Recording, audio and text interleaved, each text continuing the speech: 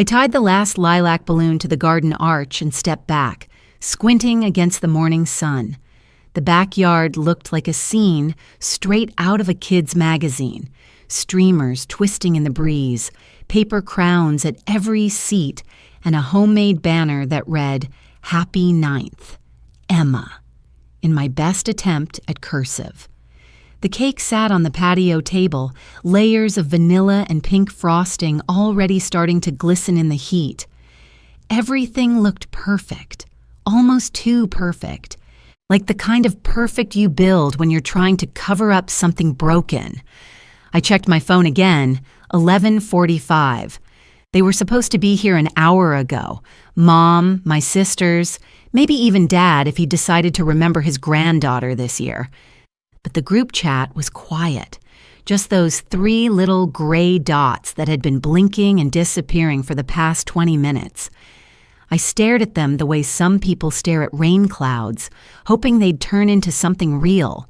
Inside, Emma was humming to herself, putting on the sparkly purple dress she'd picked weeks ago. "Mom, can I come out yet?" she called through the screen door. I forced a smile into my voice. "Not yet, baby. I'm still fixing the ribbons." Truth was, there was nothing left to fix. The ribbons were fine. The table was fine. I just wasn't ready for her to see the empty yard. My chest tightened when I thought about how excited she'd been this morning. Up before sunrise, bouncing around the kitchen while I flipped pancakes shaped like hearts. She counted every cousin and aunt who'd promised they'd come, and I didn't have the heart to tell her that promises in our family don't mean much, especially when they come from my mother, Janet, the queen of last-minute excuses. I tried to shake it off, rearranging the juice boxes for the 5th time. "It's fine," I whispered. "Someone will show up." But the only response was the wind tugging gently at the tablecloth. When I finally opened the door for Emma, she came bursting out like a little comet, her curls bouncing, her eyes shining. "Wow, it's so pretty," she gasped, spinning in circles, her dress catching the light. Then she stopped, scanning the yard. The sparkle dimmed just a little. "Where's Grandma? And Aunt Amber? And Aunt Nicole?" She turned to me, her voice wobbling just enough to make my stomach twist. "They're probably on their way, sweetheart," I said, praying my voice didn't shake. "You know how Grandma's always running late?" She nodded slowly, trying to accept it, then ran back inside to check through the window like a tiny watchtower guard waiting for reinforcements. I could see her reflection in the glass, chin propped on her hands, eyes fixed on the driveway. The sight of her, hopeful and patient, broke something small and silent inside me. By noon, the cake had started to sag. I lit the candles anyway, just in case. Maybe someone would pull up. Maybe I'd finally hear the sound of my mother's overexcited voice, or Nicole's laugh echoing through the yard. But all I heard were the cicadas, loud and relentless, like the universe filling the silence with noise. Our neighbor, Mrs. Delgado, waved from across the fence, holding a tray of cookies. "Big day," she called. I forced a grin. "Yeah, birthday party." She glanced at the empty tables, her smile faltering for a split second before she nodded and disappeared inside. I pretended not to notice. At 12:15, Emma came outside again, her little sandals crunching on the gravel. "Can we start without them?" she asked softly. "My friends from school are supposed to come soon." That word, friends, felt like a lifeline. "Of course," I said, lighting the candles again, even though half of them had melted down to nubs. "Make a wish, birthday girl." She closed her eyes, face scrunched tight, and blew them out. The smoke curled upward, disappearing into the sky. "Did you make a good one?" I asked. She nodded, then whispered, "I wished Grandma would come." My throat burned, but I just hugged her, kissing her hair. "That's a good wish," I managed to say. The first car that finally pulled up wasn't family. It was a classmate's mom dropping off her daughter, then another car, and another. Soon the yard filled with giggles and paper cups clinking, the kind of noise that should have been comforting. But all I could see was Emma glancing toward the gate every few minutes, her smile stretching thinner each time. By 2 o'clock, I'd stopped checking my phone. I already knew the excuses were coming. Some version of, we got caught up, or maybe next time. I'd heard them my whole life. Still, a part of me kept hoping that maybe this time they'd show up, not because they needed something, but because they wanted to. When the last kid left, the balloons were half deflated and the frosting had crusted over. Emma fell asleep on the couch, clutching a gift bag full of crayons. I stood at the window, staring out at the yard scattered with confetti and silence. The kind of silence that hums. My phone buzzed. I didn't even need to look at the name to know who it was. My mother. A text popped up. "Hey, honey, sorry we missed it. Something came up. Can you send $200 for Nicole's phone bill? I'll pay you back Friday." I stared at the screen until it blurred. Then I typed a single reply. "We'll talk later." But I knew we wouldn't. Not the way we used to. Not ever again. That night, after Emma fell asleep clutching her new crayons, I sat on the couch with the leftover cake between us. Half-melted frosting, one slice missing. The silence in that little house felt heavy, like it had a body of its own, the kind that presses down on your chest until you can't tell if you're breathing or just remembering how. I stared at my phone for a long time. Mom's message still sat there, glowing on the screen like an open wound. "Can you send $200 for Nicole's phone bill?" I almost laughed. She didn't even mention Emma's birthday. Not a word, not a sorry, not a, "How did it go?" Just straight to business. It wasn't new, but it still stung like the first time. I guess that's the thing about my family. The pattern is always the same. Mom asks, I give. They vanish.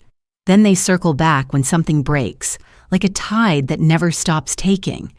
When Dad passed away, I was 21, still figuring out how to do my own taxes.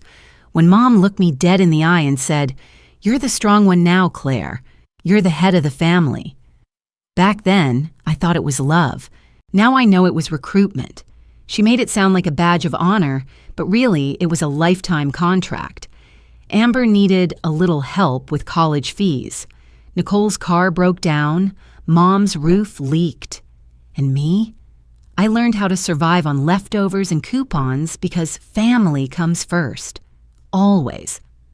I still remember one Christmas 5 years ago. Emma was 4, running around in her pajamas, showing off the snowman she'd built outside. I'd maxed my credit card to buy everyone gifts, every single one wrapped and labeled with a bow. Mom cried when she saw the new recliner I bought her. "You didn't have to," she'd said, but she still kept it. Later that same night, she whispered to Amber in the kitchen, "Your sister's doing well. You should ask her about that loan before she changes her mind." I wasn't supposed to hear it, but I did. And the worst part? I still said yes. Because saying no never felt like an option. If I refused, Mom would go silent for days. Amber would post something online about ungrateful siblings. Nicole would text things like, "You act like money's more important than family." And every time, guilt would win. I'd transfer the money, fix whatever problem they had, and tell myself next time would be different. But it never was. The irony is, they always said I was good with money, like it was a compliment. Claire's got that accountant brain, they'd brag to anyone who'd listen, as if budgeting meant I had extra cash hidden somewhere. What they didn't see were the nights I sat up calculating which bill could wait till next month, which meal I could stretch into 3. And the whole time, Mom wore that saintly tone when she talked about helping the family stay together. She loved playing the martyr, telling everyone she raised 3 girls alone after their father died, conveniently skipping the part where she drained his savings on investments that never existed.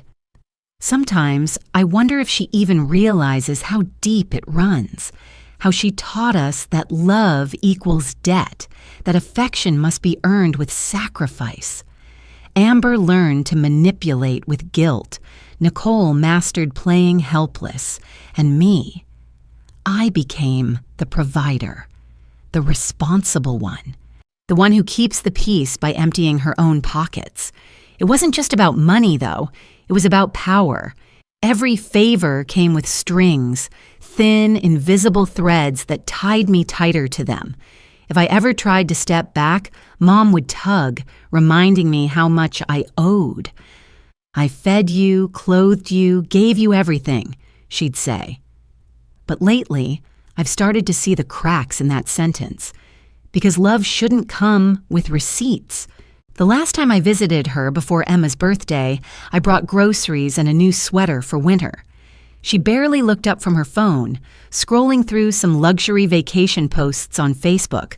When I mentioned I couldn't send extra cash that month, she sighed dramatically. "You've changed, Claire. You used to be such a family girl." That line hit me like a slap. Family girl. The phrase that used to make me proud now felt like an insult, because all it really meant was the one who fixes everything while we sit and watch. So when she didn't show up to Emma's birthday, I shouldn't have been surprised. It was just another entry in a long list of broken promises. But watching my daughter's eyes flick to that empty gate, God, that did something to me. Something permanent. I went into the kitchen, poured myself a glass of water, and stared at my reflection in the window. For the first time, I didn't see the strong one. I saw someone tired, someone who's been clinging to the idea that family means loyalty, even when that loyalty keeps bleeding you dry. Maybe that's what generational curses really are. Not magic, not fate, just patterns we're too scared to break.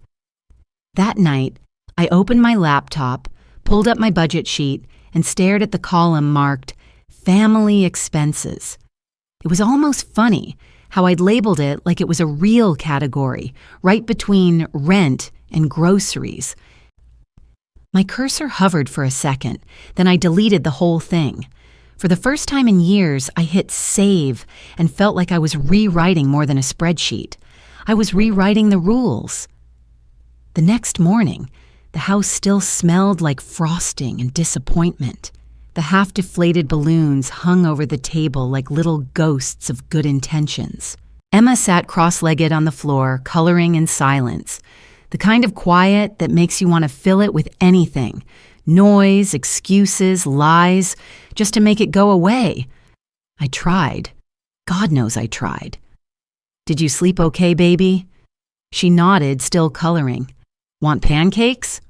Another nod.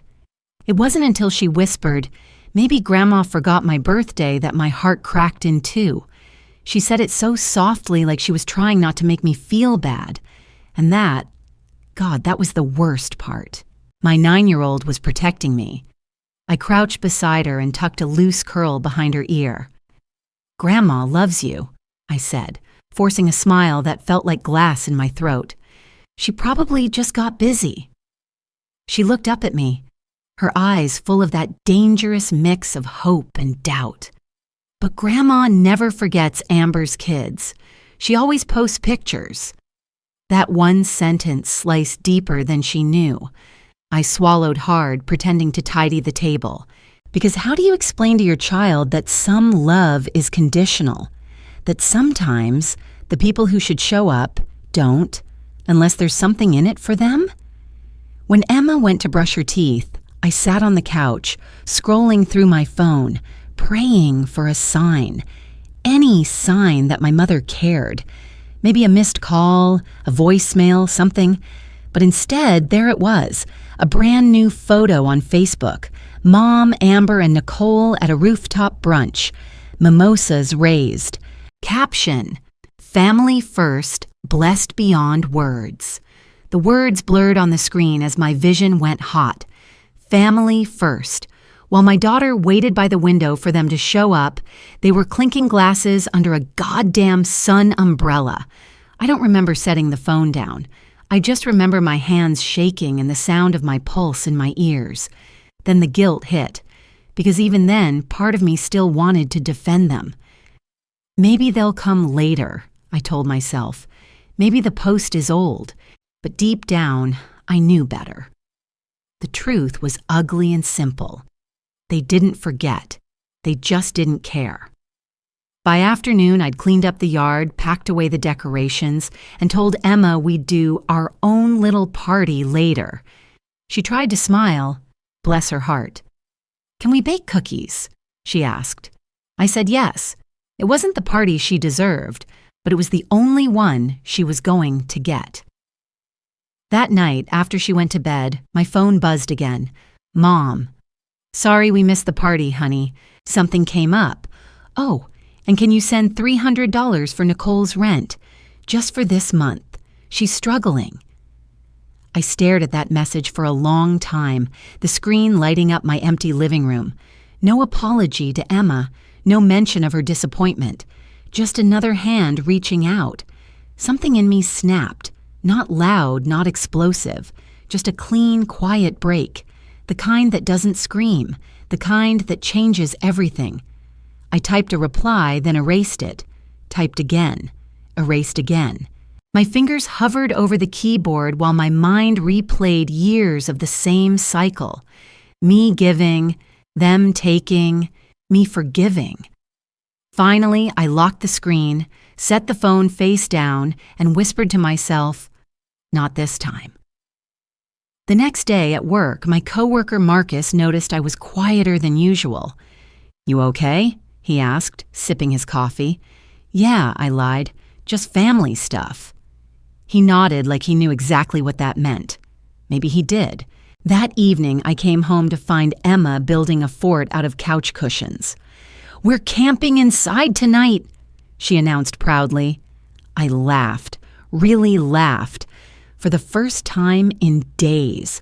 We roasted marshmallows over the stove and told silly stories until she fell asleep inside her pillow fortress, chocolate smeared on her cheek. I should have felt better. But when I looked at her sleeping face, peaceful and trusting, I felt something else rising. Anger, but not the kind that burns wild. It was colder, steadier, the kind that builds foundations. Because this right here, is what they never understood. I didn't need their approval. I didn't need their guilt trips. All I ever wanted was for Emma to grow up believing she mattered, that her birthday mattered, that she mattered. I picked up my phone again.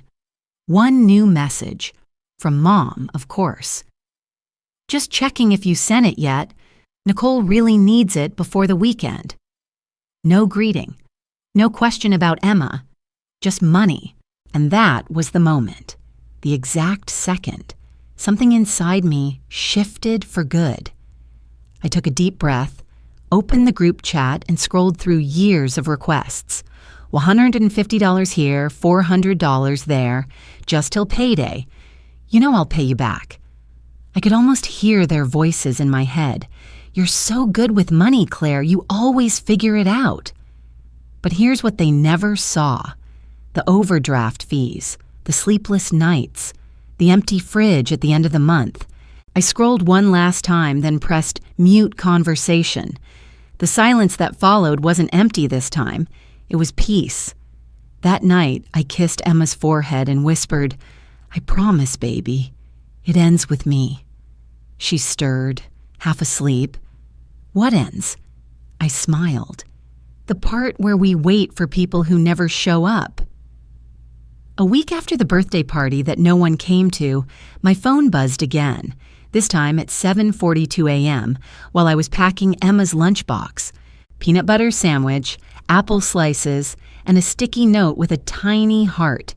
It was supposed to be a new start, a normal day. But that sound, the notification chime from our family group chat, hit me like a déjà vu I didn't want. "Mom, exciting news. Nicole's Sweet 16. Redo is happening. Venue booked, theme finalized."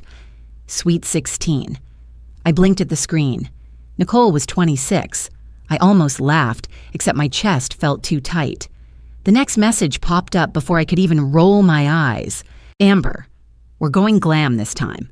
Full-on red carpet vibe. Everyone needs to contribute $1,150 each for venue and catering. Claire, you'll cover Mom's share since she's on fixed income. My stomach dropped. I read it twice, then again. Winning $1,850 for a woman's second sweet 16. The same woman who hadn't shown up for my daughter's 9th birthday. I stared at the number until it blurred. My coffee went cold. The world went quiet except for the faint sound of Emma singing in the bathroom, off-key and perfect. I scrolled down. There was an attached PDF, glossy and over-designed, with the event logo, A Second Chance at Sweet 16, sponsored by Claire Thompson Accounting Solutions. My jaw locked. Sponsored by me. They had used my business name without even asking. The same logo I'd spent months designing, now plastered under the words, Platinum Sponsor. A chill ran through me. It wasn't just tone deaf anymore. It was predatory. My thumb hovered over the reply bar. I could have gone nuclear right there, but instead I just stared. My hands were shaking too badly to type. Then came Mom's message, as if she'd been waiting to twist the knife. Mom, this will be good exposure for your business, honey. Family helping family, right? That line, family helping family, landed like a punch. I could hear her voice saying it, all sugar and poison. She used to say the same thing when she'd borrow money from Dad's retirement fund, right before he started sleeping in the guest room. My heart pounded in my throat. I wanted to scream. Instead, I closed the chat and opened my email. Maybe this was fixable. Maybe I could stop it before my name got printed on anything. I found the event coordinator's email on the PDF and typed, Hello, this is Claire Thompson. My name and business have been used in your promotional materials without authorization. Please remove immediately. Thank you. I hit send before I could second guess it. My hands were still trembling when I heard Emma's voice from the hallway. Mom, are you okay? I turned, forcing calm. Yeah, sweetie, just spilled my coffee. She nodded, still watching me, her little brows furrowed. I smiled until she believed it. Then I turned back to my phone and opened my banking app. I didn't even know why. Maybe to check if I could afford it. Maybe out of habit. My balance blinked back at me. Just over $4,000. Every penny already planned. Braces, bills, food. And yet here I was, already calculating which expense I could cut. Because that's what they trained me to do. Solve, fix, bend, break if needed. Anything but say no. But this time, the math didn't add up. Not in dollars, not in dignity. I took a screenshot of the group chat, the PDF, the messages. Then I stared at the phone until my reflection appeared in the black screen. Tired eyes, cracked lipstick, a woman who looked more like her mother every day. I whispered, Not anymore. The phone buzzed again. Amber, of course. Amber. Claire, can you just handle the deposit today? The venue deadline's tomorrow. Mom, you're the accountant, honey. You know how these things work.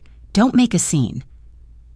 That last line, don't make a scene, sent a cold fire through me. Because that's what they always said whenever I dared to have feelings. Whenever I cried, spoke up, questioned anything. I took a deep breath, then opened the Venmo app. My thumb hovered over Mom's name. For once, I didn't feel guilt. I didn't feel fear. I just felt done. I typed one order into the amount field. In the memo line, I wrote a single word, congrats. Then I hit send. The confirmation dinged, a clean, sharp sound that somehow felt louder than it should have been. I stared at it for a second. Then I took a screenshot and saved it to a folder I named Boundaries. For the first time in years, I smiled. Not the fake, polite one I used with my family, but a real one. Small, dangerous, free. From the hallway, Emma's voice carried out, "Mom, can we have spaghetti tonight?" "Absolutely," I called back. My voice came out steadier than it had in a long time. That night, after she went to bed, I drafted a letter, short, simple, factual, to the hotel, the event coordinator, even the family group chat. I attached every receipt, every message, every date. I didn't rant. I didn't accuse. I just laid it all out, neat and clean, like numbers in a ledger. Because this wasn't just about winning the $850. It was about 20 years of emotional overdrafts. Before shutting my laptop, I wrote one last line to myself in the Notes app. Saying no isn't cruel, it's survival. The morning after I sent that $1, the world felt different. Not louder, not brighter, just lighter. It was like some invisible weight had slipped off my shoulders while I wasn't looking. The same weight I'd carried since Dad died. The invisible responsibility Mom gift-wrapped and handed to me with a guilt-trip bow. For the first time in years, my coffee didn't taste like obligation. It tasted like coffee. Emma padded into the kitchen, still half asleep, her hair a wild halo. "Morning, baby," I said. She yawned. "You're smiling weird." I laughed. Maybe I am. But even as I smiled, my stomach buzzed with that nervous electricity that comes before a storm, because I knew what came next. In my family, boundaries were treated like betrayals. By noon, my phone was vibrating non-stop. Group chat blowing up. Mom. Claire, I think you sent the wrong amount. Check again. Amber. $1. Is that supposed to be a joke? Nicole. You're unbelievable. Mom. Again. You're embarrassing the family. Call me now.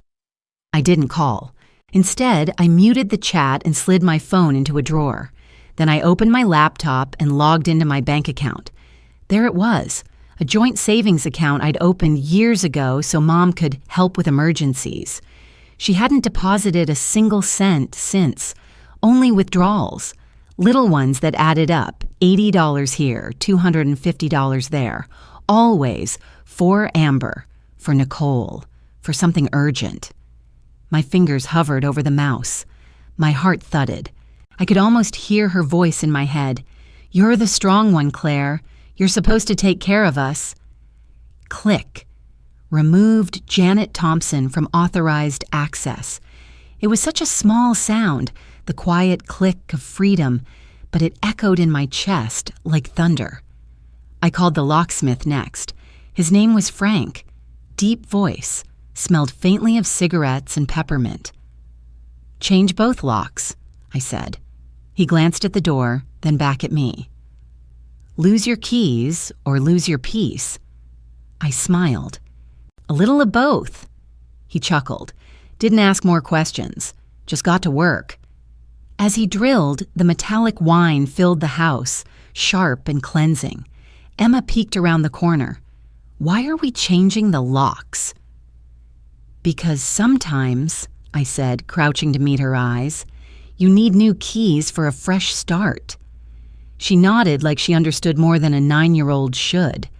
When Frank handed me the new keys, they were warm from his palm. "All set," he said. "No one gets in without these." That sentence hit harder than it should have. After he left, I sat at the kitchen table, keys glinting under the afternoon light. My hands trembled, not from fear this time, but adrenaline.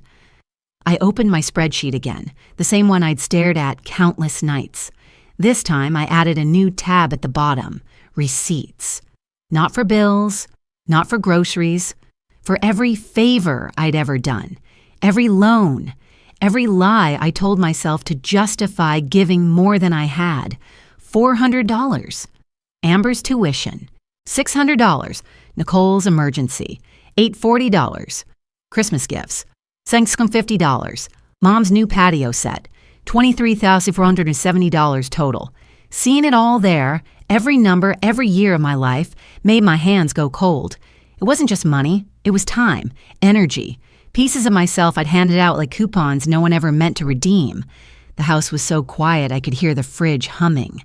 Then, knock. 3 sharp raps on the front door. I froze. Another knock, louder. Emma looked up from the couch, wide-eyed. "Who is it?" Through the peephole, I saw her. Mom. Behind her, Amber and Nicole. Arms crossed, faces tight with fury. I didn't open the door. "Claire," Mom's voice cut through the wood. "We need to talk right now." Her tone, sweet on top, acid underneath. The one she used when she wanted something.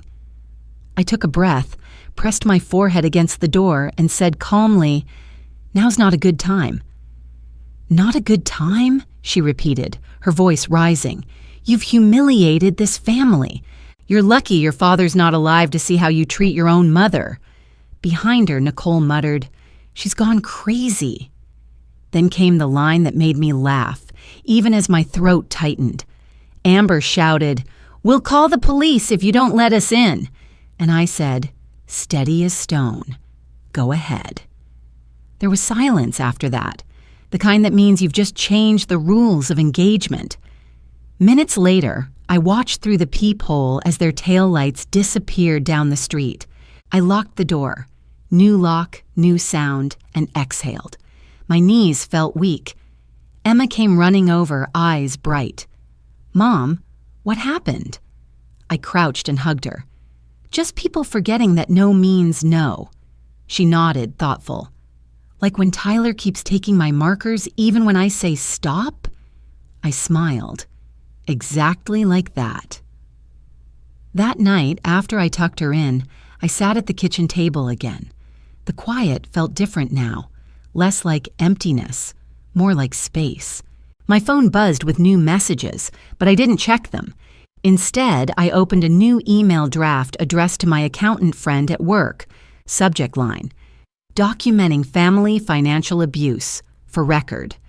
I attached the spreadsheet, the screenshots, the receipts. Proof, protection. I didn't write a long message, just, "Keeping this here, just in case. I'm done being the family bank." Then I hit send. Somewhere outside, wind brushed against the windows, soft and cool, like the world itself was exhaling with me. For the first time in my adult life, I didn't feel like a daughter or a sister. I felt like a person, and I was never going back. By the time the sun went down, I thought maybe, just maybe, they'd let it go. The street outside was quiet, the kind of stillness that comes after a long storm. Emma had fallen asleep on the couch watching a movie, her head resting on my lap, a bowl of popcorn forgotten between us. Then came the sound, 3 knocks, sharp, slow, measured. It wasn't the neighbor's polite tap, it was the kind that demands, the kind that says, "We own you." My whole body went cold. I slid out from under Emma's head and pulled a blanket over her. Through the peephole, I saw them again. Mom in her Sunday dress, pearls glinting under the porch light. Amber beside her, arms folded. Nicole clutching her phone like a weapon. And behind them, flashing red and blue, police lights. I whispered to myself, they actually did it. A part of me wanted to laugh. Another part wanted to cry.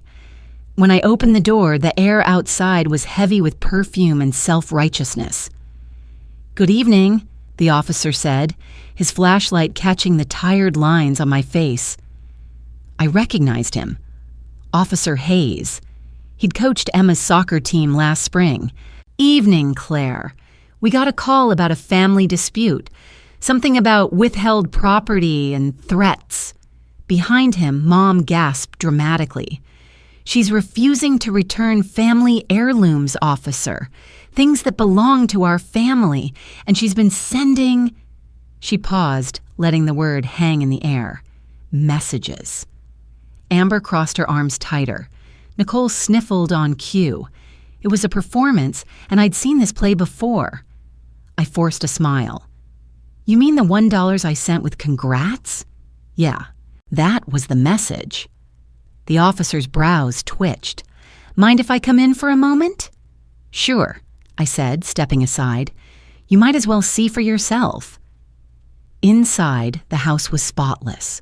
No chaos, no shouting, no signs of threats. Just Emma's drawings on the fridge, the smell of popcorn, and a faint hum from the TV. He looked around, then nodded toward the kitchen table. "Mind if we talk there?" Mom tried to follow us in, but I turned, blocking the doorway with my arm. "Not tonight, Mom." My voice didn't rise. It didn't have to. Her jaw tightened. "You're making this worse for yourself, Claire." "Am I?" The officer cleared his throat gently, motioning for me to sit. "Let's just go over what's happening, all right?" I slid my phone across the table. Everything's there. Texts, Venmo records, even the event flyer they used my business name on. He scrolled, his expression shifting from neutral to something close to disbelief. When he looked up, there was a flicker of pity in his eyes, but also respect. "You've been covering their expenses?" "For years," I said. My voice stayed steady, but my hands were clenched in my lap. "They skipped my daughter's birthday last week. Then they sent this." I pointed to the $1,850 request. When I said no, they called the cops. The officer leaned back, exhaling slowly. "This isn't a criminal matter," he said carefully. "It's a family one. But from what I see, you're not the one at fault here." Through the window, I saw Mom pacing on the porch, whispering furiously to Amber. Nicole held her phone high like she was recording everything. Typical. When the officer stood to leave, he paused at the door. "You want me to tell them to leave?" "Yes," I said simply. He nodded, stepping outside. I didn't follow, but I could hear every word through the door. "Ma'am," he said, calm but firm, "there's no legal issue here. She's within her rights." Mom's voice cracked. "She's my daughter. You don't understand. She's tearing this family apart." Amber added, "She's not right in the head, officer. We're worried about her." I closed my eyes. That was their favorite move. Darvo. Deny. Attack. Reverse victim. They'd been running that play my whole life. But this time, it didn't work. Officer Hayes spoke again, voice low but final. "You need to leave, ma'am, or I'll have to classify this as harassment." For a moment, there was silence. Then I heard Mom's heels clicking down the porch steps, sharp and angry. "You'll regret this, Claire," she hissed through the door. I waited until I heard car doors slam, engines start, and the night finally settle back into itself. When I opened the door again, the officer was standing on the porch alone. "You did the right thing," he said quietly. "Some people only understand boundaries when they hit one." I nodded. My throat was too tight for words. He tipped his hat. "Have a good night, Miss Thompson, and tell Emma I said hi." When I turned back inside, Emma was standing at the end of the hallway, her stuffed bunny dangling from her hand. Her eyes were wide, but she didn't look scared, just curious. "Was that Grandma?" "Yes," I said softly. "She forgot to call first." She hesitated. "Is she mad at you?" I crouched beside her. "Maybe, but sometimes people get mad when you stop letting them hurt you." She nodded slowly, processing. "Are you mad?" I smiled, even as my eyes burned. "No, I'm done." We stood there for a while in the quiet hum of the house. Then she took my hand and whispered, "Can we make hot chocolate?" I laughed. Best idea I've heard all night. As we stirred cocoa and milk together, the kitchen filled with warmth, the faint hiss of the pot bubbling over the burner. For the first time in a long time, I didn't flinch when my phone buzzed again. I just turned it off. The silence that followed wasn't heavy. It was earned. And as I watched my daughter blow on her mug, her small face glowing in the light, I realized something I'd been too afraid to say out loud. Peace doesn't always come from forgiveness. Sometimes it comes from locks and distance. The morning after the police showed up, the neighborhood was quieter than usual. Too quiet. That strange kind of silence that hums when people are watching but pretending they're not. I didn't need to check Facebook to know something was brewing. You can feel gossip before you see it, like static in the air. Still, when my phone lit up with 27 notifications, my stomach turned. Amber Allen tagged you in a post. Nicole Thompson shared a family's cry for help. And there it was, Mom's post, sitting right at the top of my feed in her favorite cursive font. It breaks my heart when family chooses money over love. Some people forget who raised them. Some people forget blood is thicker than water. Please pray for us. Over 120 likes already. Heart emojis, prayer hands, fake sympathy flooding the comments. So sorry, Janet, you don't deserve this. Kids today have no respect. She'll come around, they always do. Each comment was a slap disguised as pity, and every one of them believed her. I sat there frozen while the comments kept rolling in. I wanted to shout, "You weren't there. You don't know what she's done." But I didn't. I knew how this worked. Mom didn't need proof. She had performance. She'd been rehearsing her victim act for decades. The irony? She'd always warned me about airing dirty laundry online. Now she was hanging mine on the internet like it was Sunday wash day. I put my phone down, but the burn wouldn't go away. My heart was pounding. My palms were slick. Then came the messages. Cousin Denise. "Hey, just checking. What's going on with your mom? She says you locked her out?" Aunt Carol. "Ignore the noise, honey. Let them talk." Marcus, co-worker. "Saw some post about you on Facebook. Don't worry, half of them are nuts. You're good." That one made me smile, briefly. But then the second wave hit. Direct messages from numbers I didn't recognize. People I hadn't spoken to in years, suddenly concerned. Some polite, some cruel. One even said, "Maybe you should apologize. She's still your mom." I almost threw the phone across the room. It's funny how people talk about abuse like it's obvious, like it always comes with bruises and yelling. But mine came wrapped in, "I love you and you're my favorite."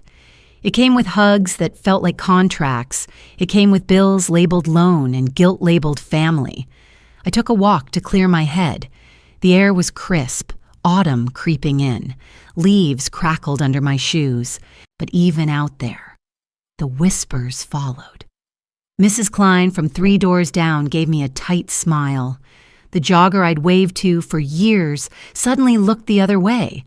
Small town judgment. It travels faster than light. When I got back home, I saw a small plate of cookies on my porch.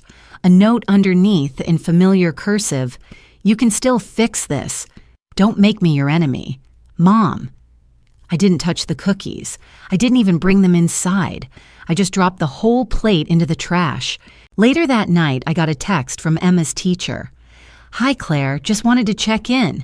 Emma mentioned her grandma's mad at you and asked if she's still invited to Thanksgiving. She seemed a little sad. Everything okay?" My chest tightened.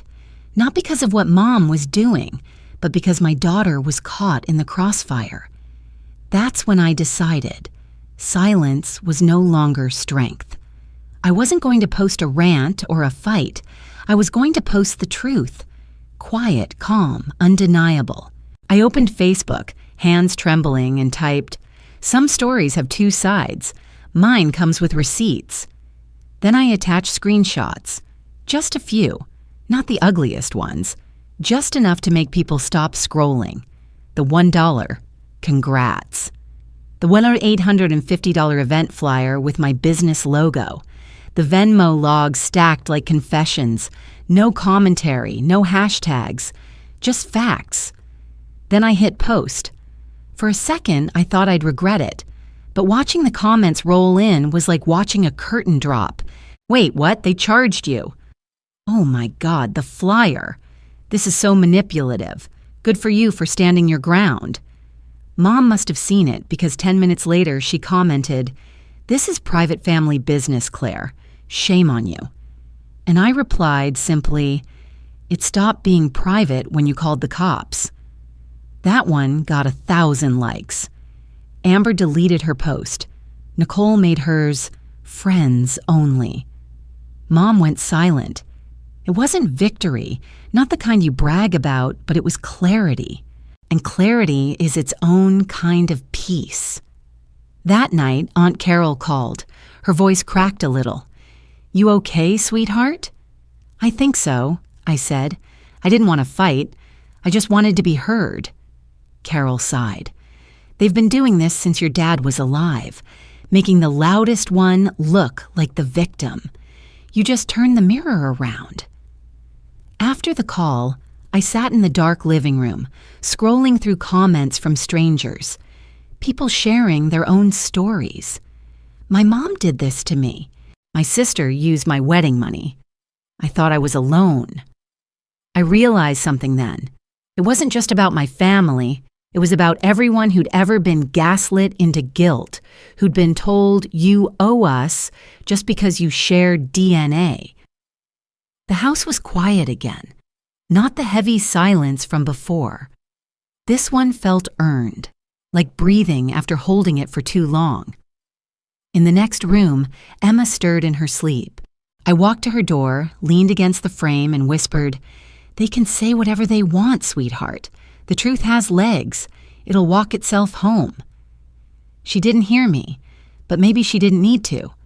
It had been 3 days since my post blew up. The internet had quieted, but real life hadn't. Every time my phone buzzed, I half expected another guilt text, another fake apology. But all that came was silence. And silence from my mother wasn't peace. It was preparation. That's why when my phone rang with an unfamiliar number, I almost didn't answer. Almost. "Hello?" A pause. Then a voice I hadn't heard in nearly 15 years. "Claire? It's Uncle Steve." I froze. My father's younger brother. The one who stopped coming around after Dad's funeral.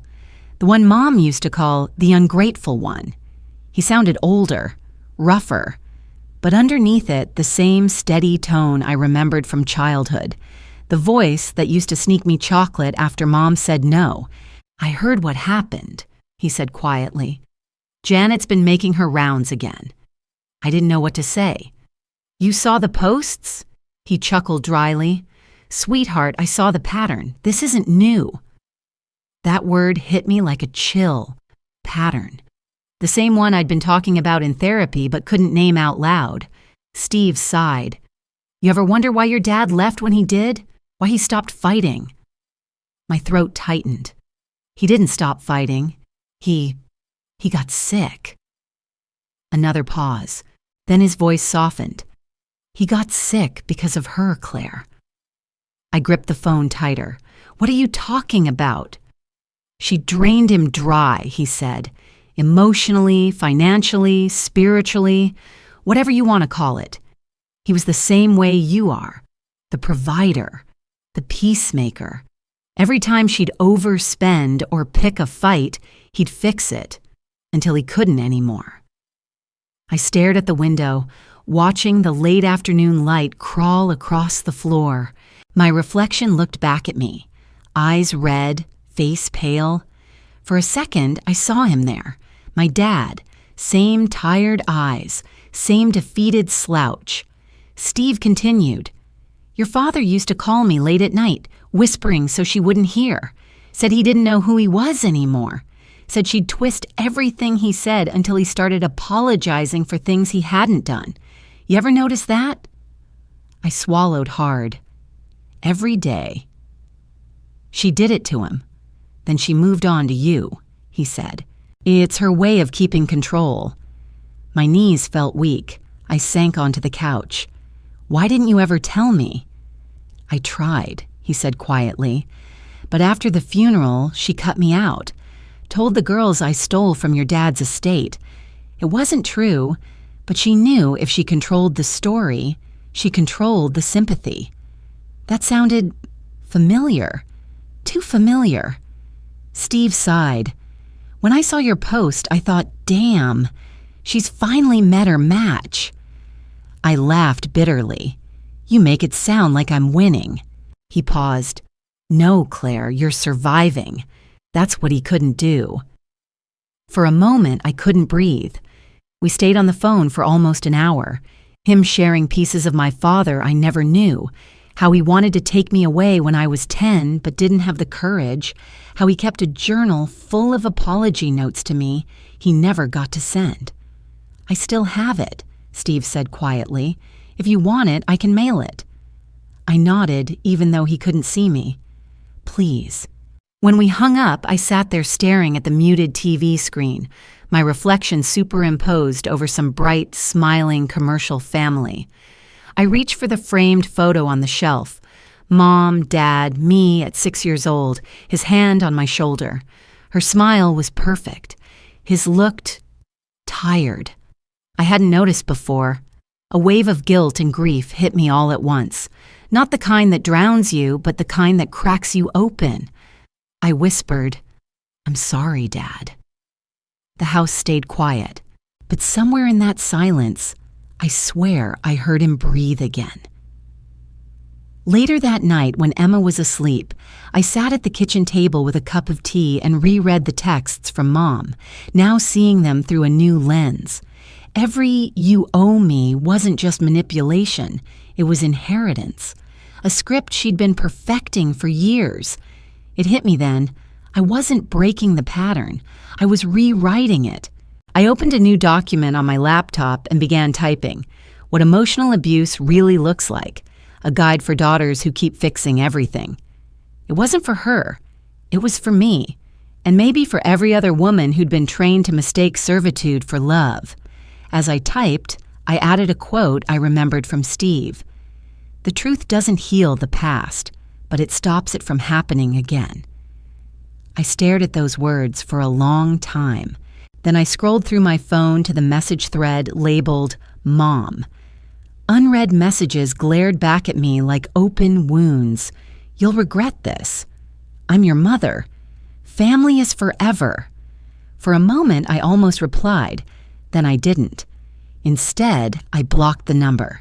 The final click echoed through the room like a closing door, and maybe that's exactly what it was. As the laptop hummed beside me, a gust of wind rattled the new lock on the front door. The sound didn't scare me this time. It reassured me, because for once that lock wasn't a barrier. It was protection.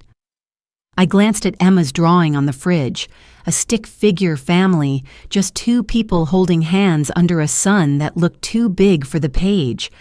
And I realized something. Maybe love isn't about who shares your blood. Maybe it's about who shows up when the storm hits and stays when it's over. I whispered to the empty kitchen. It ends here, Dad, I promise. The light from the fridge washed the room in soft blue, and in that moment, surrounded by silence and small promises, I felt something I hadn't in years. Not anger, not fear, not guilt. Peace that finally belonged to me. The first morning that felt normal again came almost by accident. No texts, no calls, no chaos, just sunlight spilling across the kitchen tiles and the smell of coffee that wasn't rushed. Emma wandered in wearing mismatched socks, rubbing her eyes. Can we have pancakes today? She mumbled. I smiled. Only if you help flip them.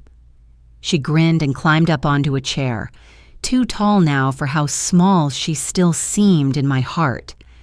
As she stirred the batter, I realized something simple but powerful. For the first time in years, I wasn't waiting for the next crisis. I wasn't living around my family's moods. I was living my own life. The kitchen radio hummed with soft country music, something about new beginnings and quiet towns. It felt like the world was finally syncing with my pulse again. When we sat down to eat, Emma held up her fork proudly. I didn't burn this one. You're practically a chef now, I teased. She giggled, and in that sound, I swear I heard healing. A few days later, Marcus from work dropped by with a cardboard box. "You left these on your desk," he said. Inside were a few framed certificates, a mug that read, "World's Okayest Accountant," and a photo of our office Christmas party. He lingered by the doorway. "How's everything holding up?" I hesitated, then smiled. "Better than it's been in years."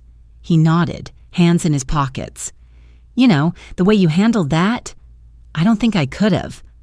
"Trust me," I said. "Neither could I. Not until I had to." He laughed softly, then glanced at Emma's art covering the fridge. "Kid's got talent." "She's got heart," I said. "That's better." He stayed for coffee, and for the first time it didn't feel strange having company that didn't come with expectations. Just conversation, just presence. When he left, he said something that stuck with me. "Some families break you. Others help you rebuild. You just have to choose which one to keep." I stood at the window long after he drove off, replaying that line in my head like a song. The rebuilding didn't happen all at once. It never does. It was a collection of small, quiet choices. Like saying yes when Mrs. Wilson next door asked if I wanted to join her knitting circle, even though I'd never knitted a thing in my life. Or volunteering to read at Emma's school library on Fridays. Or learning how to say no without apologizing for it. Piece by piece, life started growing in the spaces my family used to occupy. One evening, I came home from work to find Emma on the porch with Mrs. Wilson, both laughing over a half-finished scarf. "Your girl's a natural," Mrs. Wilson said. Emma beamed. "Look, Mom, it's for you." The yarn was uneven and knotted in the middle, but when she wrapped it around my neck, it felt like armor. Later that week, I found a small envelope in the mailbox. No return address. Inside was a simple card that read, "Real family shows up when it matters." There was a $20 grocery gift card tucked inside. I smiled. My guess? Probably Carol. Or maybe Marcus. Or maybe someone who just understood. 2 months passed. October again. The season that used to make me anxious because it meant birthdays, expectations, disappointments. But this year was different. We planned Emma's 10th birthday at the park. Nothing fancy, just a picnic, a homemade cake, and her classmates running wild under the golden trees. That morning, I watched her spin in a new yellow dress, sunlight bouncing off her curls. "You think Grandma will come this year?" she asked, almost casually. I took a breath. "I don't know, baby, but the people who love you are already here." She smiled. "Then that's enough." And it was. Mrs. Wilson came with banana bread. Marcus brought a guitar and played a goofy birthday song that made all the kids laugh. Carol drove 3 hours with a trunk full of snacks and hugs that actually meant something. For once, there was no pretending. No waiting for anyone who didn't deserve to be missed. When we sang Happy Birthday, Emma closed her eyes to make her wish. I didn't ask what it was, but when she opened them, she whispered, "I already got it." That night, after the cake crumbs were gone and the house was quiet again, I opened my laptop to check emails. There was one unread message. Subject line, "Dad's journal. Scans attached." Uncle Steve had kept his promise. I hesitated before opening it. My chest felt heavy, but not in a bad way. Just full. The first page was simple handwriting. To my daughter, Claire. "One day you'll understand that love isn't duty. It's choice. Choose peace, even if it costs you everything." I read those words again and again until they blurred. Then I printed the page and taped it inside my planner, right where I'd see it every morning. Before bed, I tucked Emma in, her hair still smelling like frosting and sunshine. "Good day?" I asked. "The best," she murmured. "I like our kind of family." I kissed her forehead and smiled. "Me too." As I turned off the light, I glanced once more at the fridge. The old photo of Mom and Dad was gone, replaced with a new one. Me, Emma, Aunt Carol, Mrs. Wilson, and Marcus at the park, laughing under a blue sky. The caption Emma wrote in bright marker said, "Our family, the real kind." And just like that, I realized I wasn't rebuilding what I'd lost. I was building what should have been there all along. It took me months to realize that peace doesn't arrive with fireworks. It shows up quietly, like morning light slipping through half-closed blinds. You don't notice it at first. Then suddenly, everything looks softer. That's how life felt now. Soft, manageable, mine. It had been almost a year since I'd sent that $1 Venmo payment that changed everything. Since then, my mother hadn't called. No surprise visits, no guilt texts, just absence. Sharp and clean like fresh air after too long underwater. At first, I thought that silence would hurt, but it didn't. It healed. One Saturday morning in late spring, a letter arrived. Handwritten, no return address, but I recognized the slanted script immediately. Mom. For a moment, my pulse tripped. I almost tossed it in the trash. But something, maybe curiosity, maybe closure, made me sit at the table and open it carefully. "Claire, I don't know where we went wrong. I only ever tried to raise you strong. You've always been stubborn, just like your father. Maybe that's why you two never understood me. I'm sorry if I hurt you. I just wanted to keep the family together. It wasn't easy doing it all on my own.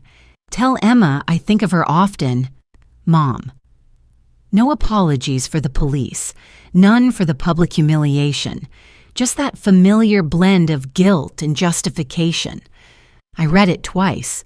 Then I folded it carefully, not in anger but in understanding, because this time I could see it for what it was, not love, not manipulation, just limitation. She was giving me all she could, even if it wasn't enough, and that had to be enough for me. That night, after tucking Emma into bed, I sat at my desk and pulled out a blank sheet of paper.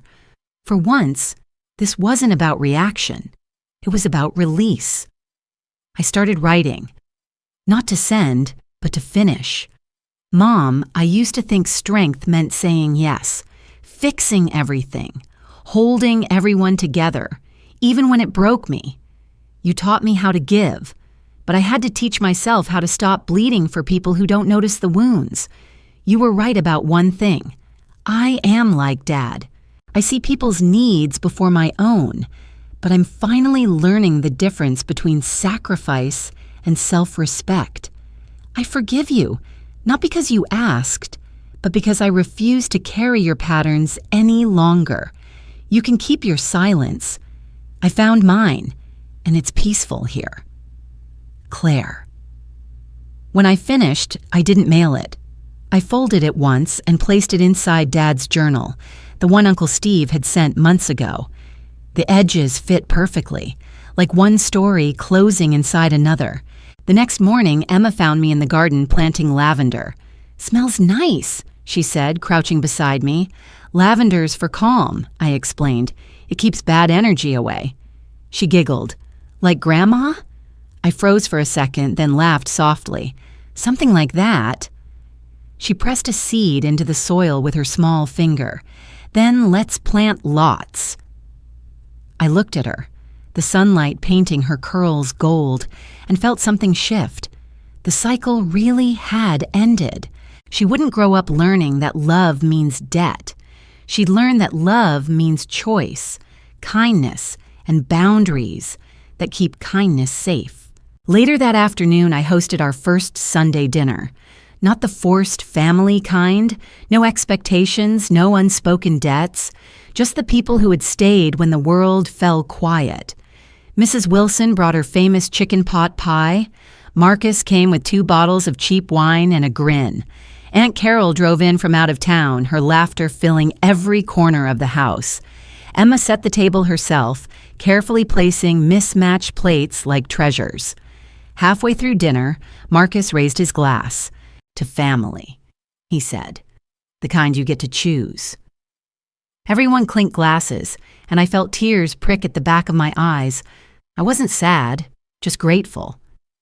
The evening light pooled warm across the table. Emma leaned against me, whispering, "Mom, this feels happy." I kissed her forehead. "That's because it is." When everyone left, I stood alone in the quiet kitchen. The smell of lavender drifted in through the open window. On the fridge, Emma had taped a new drawing. Me, her, and our small circle. Carol, Marcus, Mrs. Wilson, smiling under a banner that read, "Home." Beside it, I placed one more thing. A small photo of my dad. Not because I missed him, but because I finally understood him. He hadn't abandoned us. He'd escaped before I could. And now, I had done the same. I whispered to the photo, "We're good, Dad. We're safe." Then I turned off the lights, poured myself a glass of wine, and stepped outside. The lavender shimmered faintly in the moonlight, and the wind carried a sound that almost felt like forgiveness. I didn't know if Mom would ever change. Maybe she couldn't, but that was her story. Mine was different. Because sometimes the greatest inheritance isn't money or heirlooms, it's the courage to say no and mean it. And that courage, that peace, I'd pass down to my daughter instead.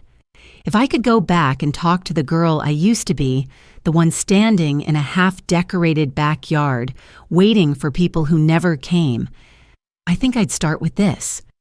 You did everything right, and it still wasn't enough. But that's not your fault. You were never broken. You were just raised to believe that love had a price tag. You thought if you kept giving, your time, your savings, your silence, someone would finally stay.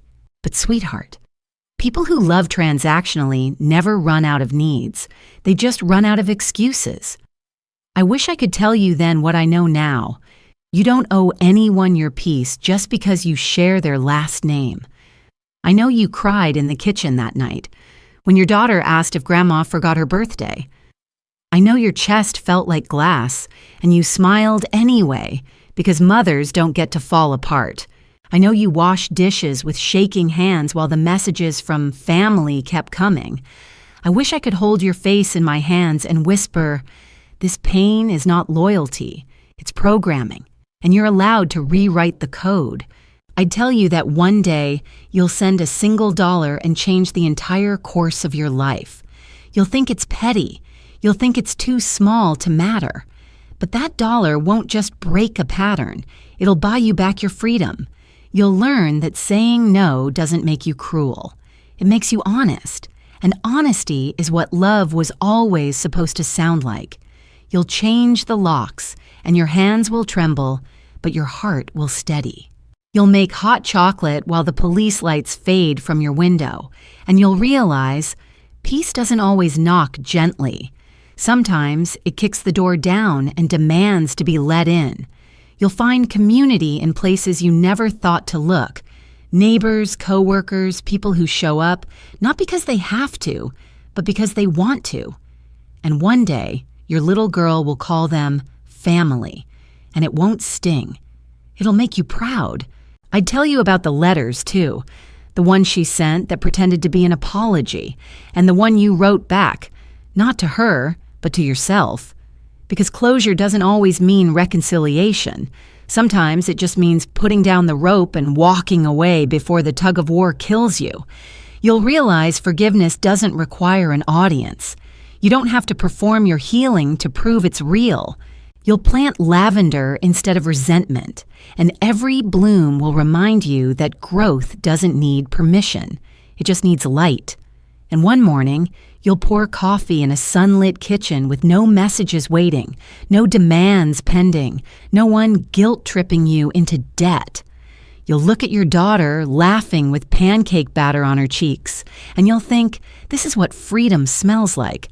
It smells like syrup and sunlight and peace. You'll miss your father differently then, not with pain, but with understanding. You'll read his journal and see the man behind the exhaustion. You'll realize he didn't abandon you. He just ran out of oxygen in a house that didn't let him breathe. And in that moment, you'll make him a promise that the legacy ends here, that his granddaughter will never learn to confuse control with care, that you'll love her loudly, gently, without receipts, because that's what real love does. It doesn't demand repayment. It multiplies. I'd tell you this too. There will still be days when guilt creeps in like fog. You'll wonder if you were too harsh, too distant, too unforgiving. And then you'll look at your daughter, safe, happy, unafraid, and you'll remember exactly why you left. You'll remember that protecting your peace isn't selfish. It's mothering yourself the way no one else ever did. One day, she'll grow up and write an essay for school titled My Hero. And when you read it, your throat will tighten as you see those words written in careful pencil. My mom taught me that love doesn't hurt. And you'll know you did it. You broke the pattern. You turned survival into inheritance. So if I could go back and tell that younger version of me anything, I'd tell her this. One day, the silence will stop feeling like punishment and start feeling like safety. One day, the locks you changed will mean freedom, not fear. One day, you'll wake up and realize that peace was never something to earn. It was something you always deserved. And when that day comes, you'll forgive everyone who couldn't give you what you needed. Not because they were right, but because you're finally free enough to let go. The night before Emma turned 11, I stood by her bedroom door, listening to her soft breathing. On her nightstand sat her drawing of our real family, a little faded now, edges curling. I smiled and whispered the same words I wish someone had said to me at her age. You are enough. Always have been. Then I walked back to my room, closed the journal, and set it on my nightstand. The house was still, lavender scent floating through the open window. Outside, wind rustled the garden, and for the first time in forever, I didn't brace myself for the sound. It wasn't something coming to take. It was something returning, soft, patient, familiar, peace. And this time, it was here to stay.